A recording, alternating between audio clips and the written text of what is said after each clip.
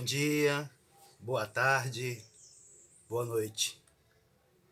Paz e bem. Meu nome é Emerson Sbardelotti e estamos falando sobre Medellín. Medellín e a leitura da Bíblia. Um texto de Rafael Rodrigues da Silva, do Centro Ecumênico de Estudos Bíblicos, que está nesse livro que eu ajudei a organizar junto com Neide Souza. Medellín, Memória, Profetismo e Esperança na América Latina. E aí a gente continua a nossa conversa da segunda-feira passada. Nas comunidades eclesiais, as pessoas conseguem fazer a associação das lutas diárias do povo da Bíblia com as suas próprias lutas, tornando-se pessoas e lutas parecidas, onde Deus foi e continua sendo parceiro. A leitura torna-se uma atividade comunitária, uma prática orante, um ato de fé. A Bíblia é valorizada como o livro da comunidade e gera nelas liberdade frente à Bíblia. Fazem uma leitura obediente, isto é, respeitam profundamente o texto. Desarmadas, colocam-se à escuta do que Deus tem a dizer, dispostas a mudar e a lutar se Ele o exigir. Transparece uma atitude de fidelidade de quem não só ouve a palavra, mas também procura colocá-la em prática. Quando nós colocamos a Bíblia em prática, a palavra de Deus não se torna uma palavra fundamentalista, uma palavra que desrespeita a vida. A Bíblia tem que ser lida com os olhos de Deus. Com os olhos de Deus.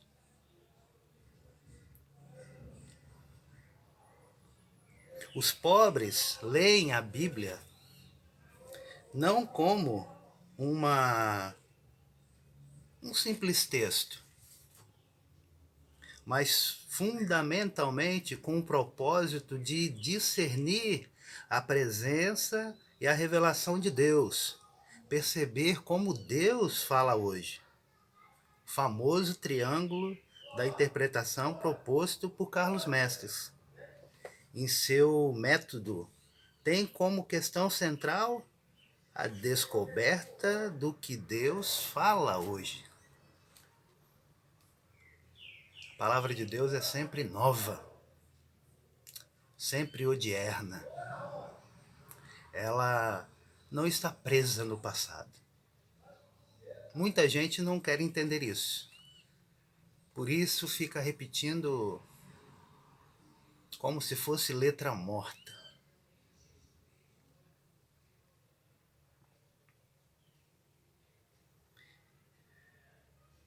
A leitura da Bíblia feita pelos pobres nas suas comunidades se orienta pelos seguintes critérios. Primeiro, os pobres levam para dentro da Bíblia os problemas da sua vida. Ou seja, leem a Bíblia a partir da sua realidade e luta. Segundo, fazem uma leitura obediente e respeitam o texto, pois se colocam à escuta do que Deus tem a dizer. E terceiro, é uma leitura feita em comunidade, pois representa um ato de fé, uma prática orante e uma atividade comunitária. Para Carlos Mestres, o método dos pobres se caracteriza por 3 ângulos: a Bíblia, a comunidade e a realidade. Esses elementos devem estar integrados e, na falta de um deles, a interpretação não avança e a Bíblia perde a sua função. Bíblia, comunidade e realidade. Acontece o que aconteceu no curso que dei lá no Ceará. Eles pediram para eu contar as histórias de Abraão, de Moisés, Jeremias, de Jesus, e eu fui contando. Mas nas reuniões de grupo e nos plenários, a Bíblia desapareceu. Até na revisão à noite, o vigário que estava lá pediu para eles dizerem o que acharam do dia. Todo mundo achava bom discutir a vida. Ninguém falou de Bíblia. Aí eu pensei, será que me enganei? É curso de Bíblia e só se fala da vida. E eu me perguntava, será que devo estar satisfeito ou devo ficar frustrado? Resolvi ficar satisfeito, porque a Bíblia atingiu o seu objetivo.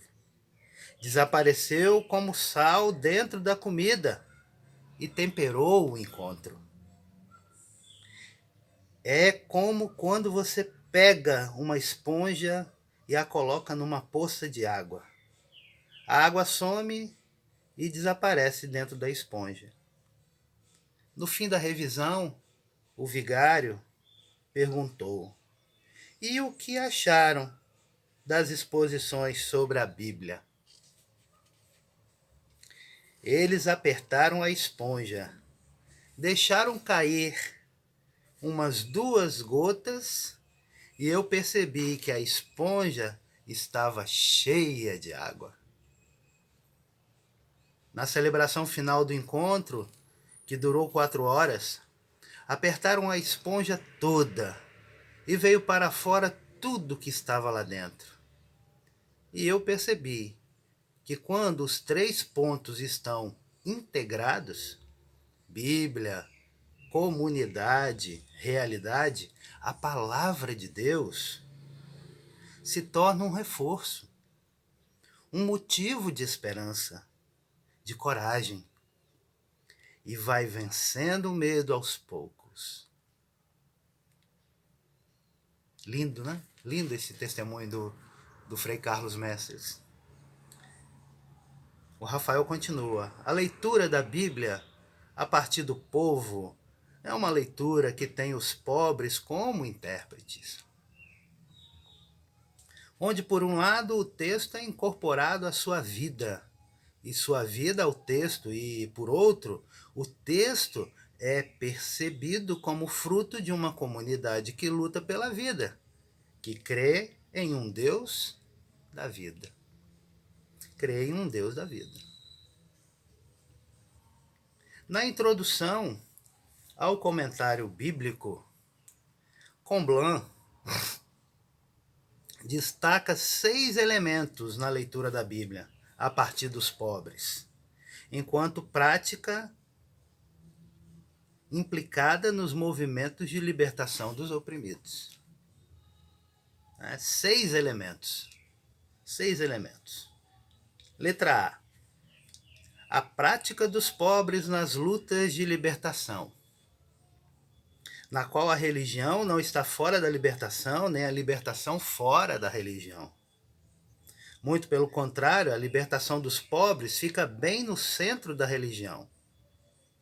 E no âmago da libertação está a fé cristã. Os pobres e os simples estão descobrindo a Bíblia. Estão lendo e ouvindo a palavra de Deus sem intermédio dos doutores. Na Bíblia, descobriram que se tratava deles. A Bíblia não fala somente de Deus, mas também dos oprimidos. Ela mostra como há uma aliança entre Deus e os oprimidos, e como Deus está comprometido com os pobres. Letra B. A Bíblia é a memória dos pobres.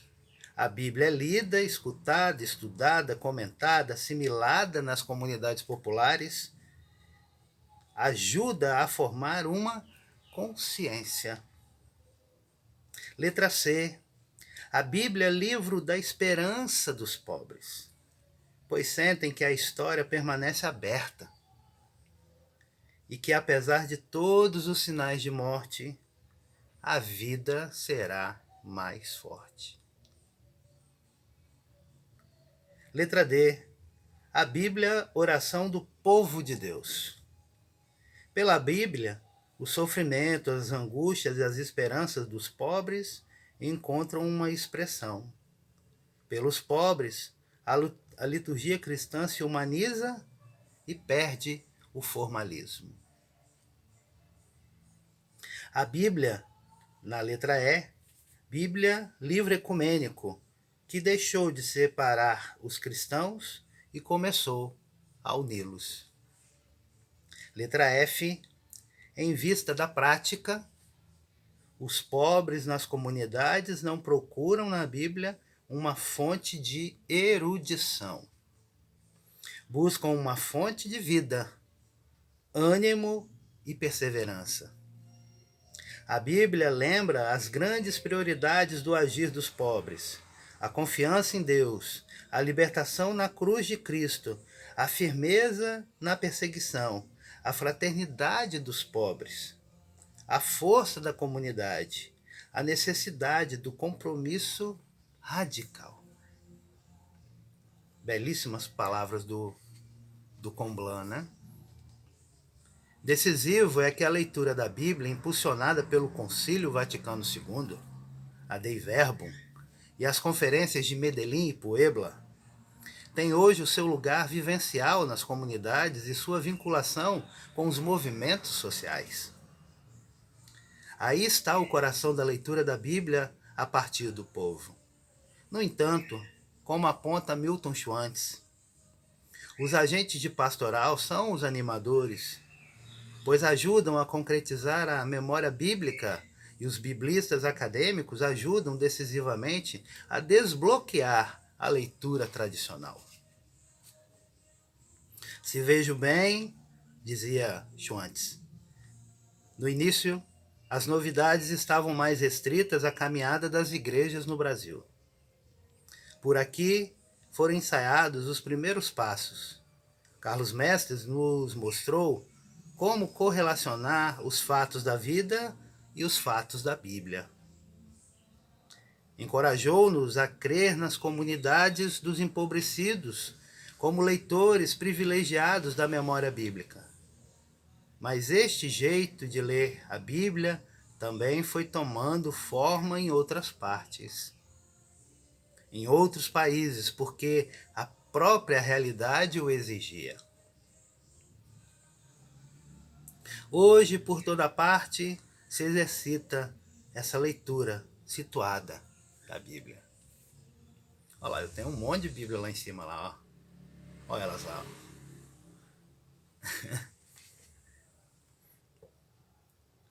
Os alcances e caminhos novos da leitura da Bíblia junto à pastoral, aos movimentos sociais e às comunidades eclesiais de base são muitos e variados.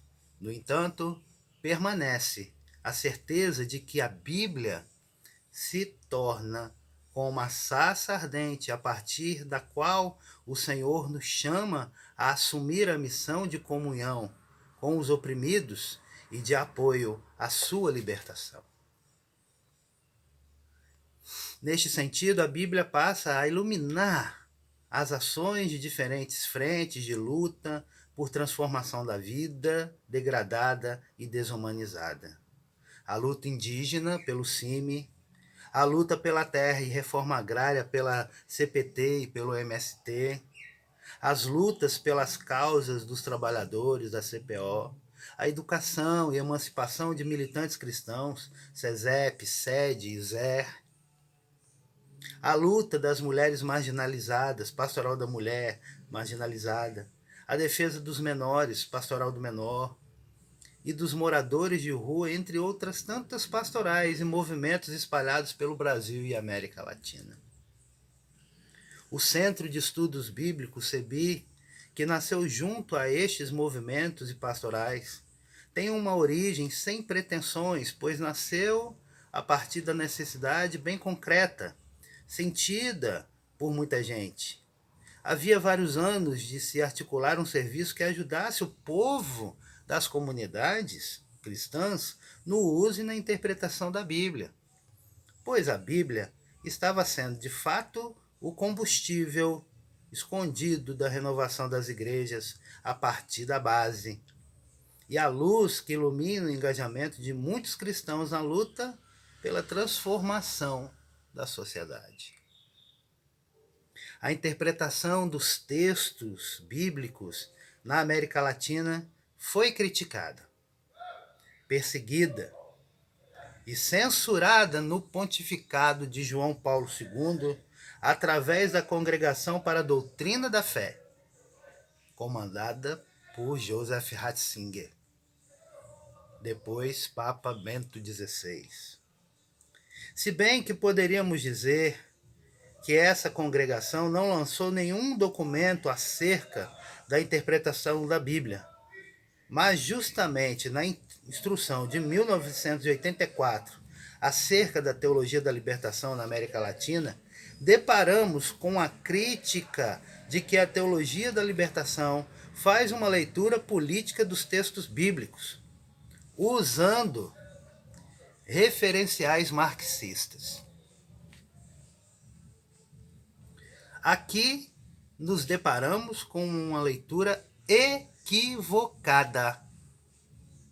Repito, aqui nos deparamos com uma leitura equivocada do que se produziu de interpretação dos textos bíblicos na América Latina. E representa muito mais os conflitos de posições políticas e econômicas do que a discussão precisa acerca da interpretação da Bíblia.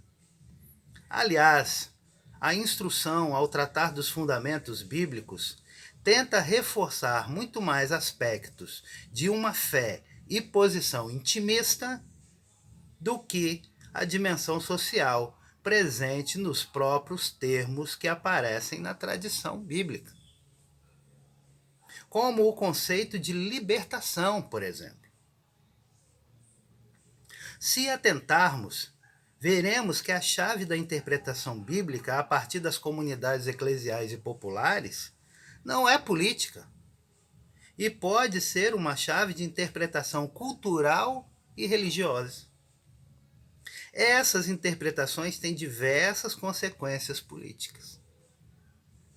As hermenêuticas bíblicas praticadas na América Latina e Caribe são muito variadas e, em grande medida, têm raízes populares, pastorais e militantes. Segundo Frei Gorgulho, os pobres leem a Bíblia em uma situação de sofrimento e de dominação econômica e política. Não é uma leitura teórica nem uma busca de ideias. É uma questão de vida ou morte, de liberdade ou dominação. Buscam na Bíblia a verdade que os liberte, luz para analisar a sociedade e suas estruturas de violência, força que sustente sua resistência e sua luta por um mundo novo, de vida, de liberdade e de solidariedade. Os pobres creem e confiam na palavra da Bíblia como luz e força de sua luta de libertação. Grande Frei Gorgulho. Não pretendemos entrar nas grandes questões da hermenêutica e do debate das interpretações na América Latina. Mas para entender onde se situam algumas das hermenêuticas que se fizeram presentes nos estudos bíblicos e na academia, faz-se necessário levar em conta os conflitos eclesiais no período do adornamento e suas teologias. 2 pontos. Modelo eclesial tradicional em confronto com modelos eclesiais conciliares. Isso está bem presente hoje em dia, novamente, tá, gente? Estão fazendo de tudo para apagar o Concílio Ecumênico Vaticano II. Muita gente aí está lutando com todas as forças, né? Vocês têm acompanhado. Então, modelo eclesial tradicional em confronto com modelos eclesiais conciliares, marcadamente participativos e descentralizados, resultando no choque entre a teologia tradicional e conservadora com a teologia da libertação e popular. Por isso a perseguição contra a teologia da libertação. Tá? Dentre as inúmeras experiências e o debate hermenêutico que refletirá nos estudos bíblicos, ressaltamos, no âmbito da eclesiologia latino-americana, a hermenêutica sociolinguística ou semiótica, de José Severino Croato. Eu tenho um livro dele aí, do Croato, eu acho que é sobre a fenomenologia. Num próximo momento eu vou encontrar e mostro para vocês. É um azul, um livrinho azul. Se eu não me engano é das Paulinas, esse livro do Croato. A hermenêutica sociológica de Gilberto Gorgulho e Ana Flora Anderson. E a hermenêutica socioeconômica de Milton Schwantz. José Severino Croato, em sua exegese e interpretação da Bíblia, aproxima a exegese tradicional e o método histórico crítico com a linguagem arqueológica. Olha que maravilha. No entanto, dá um passo além nessa aproximação ao levantar o questionamento de que, para a compreensão dos textos, não se pode simplesmente ficar preso à situação vital na qual foi escrito o texto, sem se preocupar com a situação atual da comunidade eclesial. É preciso buscar o sentido do texto, e para isso serão imprescindíveis as contribuições das ciências da linguagem, a linguística e a semiótica. Portanto, é a busca do sentido do texto através da análise linguística. Tá? É a compreensão gramatical do texto como resultado de uma produção de sentido. O caminho proposto por Croato resulta da complementação da linguística e semiótica com a fenomenologia da religião. Na década de 1970, Croato demonstrou a importância da contribuição da fenomenologia da religião para compreender o sentido do texto. Um exemplo está na sua leitura sobre os relatos míticos do Gênesis 1 ao 11, do capítulo 1 ao capítulo 11, onde o mito é uma expressão de compreensão dos eventos históricos por meio de textos e narrativas que são supra-históricos. E assim, o sentido do mito transcende as limitações dos fatos históricos. Nessa direção, aponta o mito em sua relação primordial com os fatos fundantes e lido em situações semelhantes, mas diferentes historicamente, acrescenta novos elementos e ou reformula a interpretação. É a reserva do sentido dos textos. No que se refere à leitura sociológica de Gilberto Gorgulho e Ana Flora Anderson, é preciso ressaltar que vai transitar na América Latina, principalmente no Brasil, os vários ramos ou escolas de leitura sociológicas da Bíblia. A escola francesa, de Fernando Belo, de Michel Clevenot, a escola norte-americana de Gotthold e a escola de Heidelberg, né, que tem o Gertensen e o Westermann. O caminho proposto por Gorgulho e Ana Flora tem como lugar hermenêutico uma leitura a partir dos pobres, levando em conta a interpretação da realidade e seus conflitos. A Bíblia é uma coleção de textos que registram situações semelhantes à situação social atual. é o princípio da conaturalidade entre os textos e a realidade proposto no discurso de São Paulo VI aos exegetas. Para Gorgoliana Flora, somente depois da análise do modo de produção é possível começar a precisar o sentido do texto, tanto em relação ao seu contexto, quanto em relação à nossa situação atual. Assim, a busca do sentido do texto passa pela descoberta de sua função social, e a partir daí é possível precisar a indicação dos conflitos, seja de ordem antropológica, econômica, religiosa e social que o texto busca enfrentar. Milton Schwantz muito ensinou a ler o texto e sua teologia totalmente integrada com uma análise precisa do modo de produção. Em sua interpretação dos textos e de modo especial da profecia e de Gênesis 12 a 25, do capítulo 12 a 25, é imprescindível a descoberta do modo de produção e a formação social que subjaz ao texto. E constantemente levanta de maneira sutil para seus leitores a questão das mediações necessárias para passar da relação de um texto escrito no contexto do modo de produção tributário para uma leitura feita de modo de produção capitalista ou no modo de produção socialista. Ou seja, como correlacionar elementos históricos tão desiguais? O seu precioso comentário do livro de Amós nos leva a essa correlação a partir da pergunta fundamental acerca das provocações que o texto aponta para a nossa conjuntura e contexto socioeconômico. Entre as marcas de sua leitura precisa sobre o texto e as condições daquele tempo, sem perder de vista a realidade atual, está a sua tese de doutorado, O Direito dos Pobres. Então, gente querida, gente amada, ficamos por aqui. Paramos no direito dos pobres.